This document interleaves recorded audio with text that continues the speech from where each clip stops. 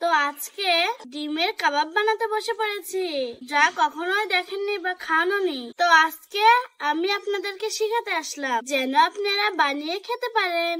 আসসালামু আলাইকুম প্রিয় বন্ধুরা, কেমন আছেন সবাই? তো বন্ধুরা আর কথা বাড়াবো না, চলুন ডিমের কাবাব বানানো শুরু করা যাক। তো বন্ধুরা আমি কাবাব বানানোর আগে 3টা ডিম সেদ্ধ করে নেব। তো ডিম 3টা দিয়ে দেব কড়াইয়ের মধ্যে।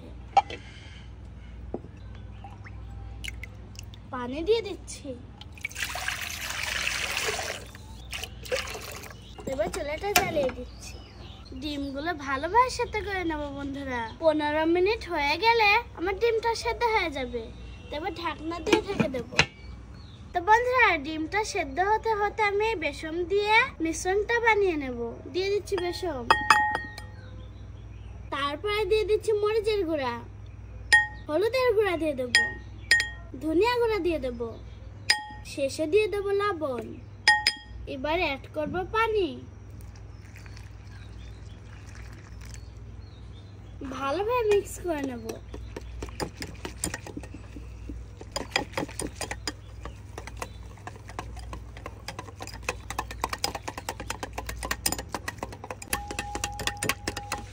তো বন্ধুরা এই যে দেখুন বেসনটা ভালোভাবে মিক্স করে নিয়েছি। এবার ডিমটা সেদ্ধ হওয়ার জন্য অপেক্ষা করব। তো বন্ধুরা এই যে দেখুন আমার ডিম কিন্তু সেদ্ধ হয়ে গেছে। তো এবার আমি তুলে নেব।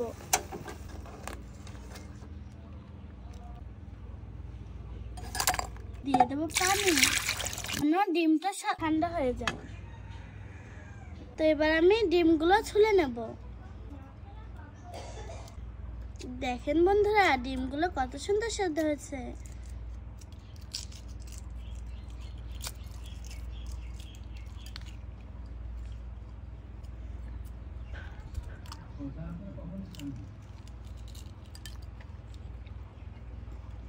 তো বন্ধুরা ডিমটা ছুলে নিয়েছি, কড়াইতে তেল দিয়ে দেবো। এবার চুলাটা জ্বালিয়ে দিলাম। তো কড়াইতে তেল দিয়ে দেবো।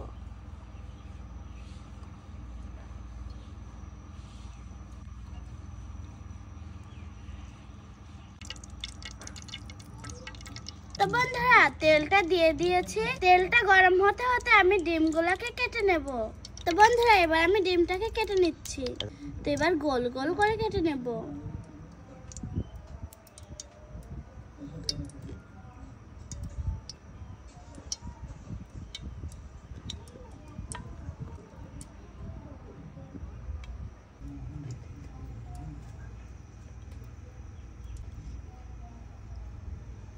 তো বন্ধুরা এই যে দেখুন ডিমগুলাকে কিন্তু আমি কেটে নিয়েছি। তো এবার আমি কাঠির মাধ্যমে ডিমগুলাকে এক এক করে ভরে নেব।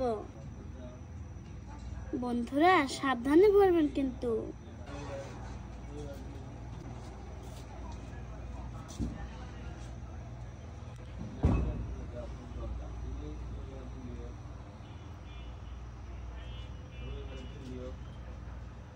দেখেন বন্ধুরা আমি ডিমটাকে খিলের মধ্যে দিয়ে সাজিয়ে নিয়েছি। তো এবার আমি বেসনের মধ্যে দিয়ে মাখিয়ে গরম তেলে ছেড়ে দেব।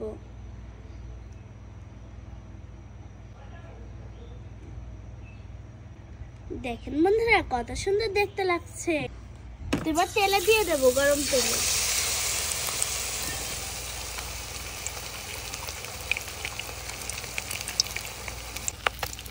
দেখেন বন্ধুরা দেখতে কত সুন্দর লাগছে, তাই না?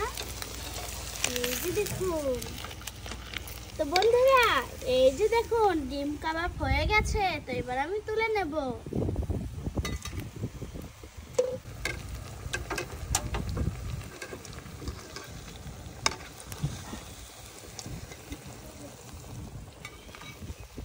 তো বন্ধুরা এই যে দেখুন আমার কিন্তু ডিমের কাবাব হয়ে গেছে।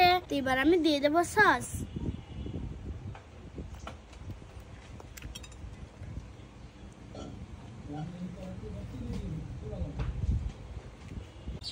বন্ধুরা হয়ে গেল আমার ডিমের কাবাব। তো এবার আমি খেয়ে জানাবো কেমন টেস্টি হলো। বিসমিল্লাহ।